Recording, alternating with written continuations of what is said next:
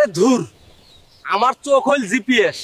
টাকা যেখানেই লুকাক, তুই আর আমি মিললে ঠিকই বাইর করবো, টেনশন লিস না। গ্রামের এক কোণে ছোট্ট একটা দোকান চালাতো শিয়াল। কষ্ট করে চাল ডাল বিক্রি করেই তার সংসার চলত। বানর ছিল তার ঘনিষ্ঠ বন্ধু, প্রতিদিন এসে গল্প করত। একদিন হাট থেকে ফেরার পথে শিয়ালের টাকার থলেটা কোথাও পড়ে গেল।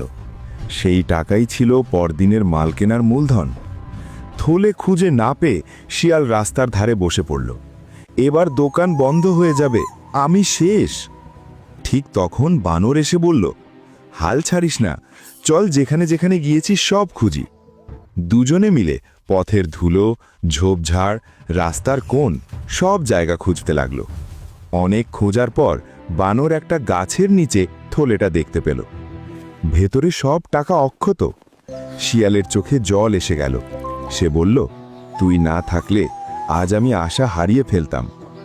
বানর হাসল, বন্ধুত্ব মানে শুধু সুখ ভাগাভাগি না, দুঃখেও পাশে থাকা।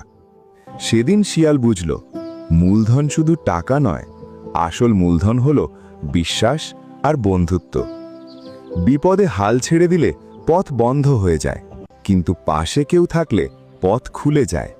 সত্যিকারের বন্ধু তোমার আশা ফিরিয়ে দেয়। জীবনের সবচেয়ে বড় সম্পদ হলো বিশ্বাসযোগ্য সম্পর্ক।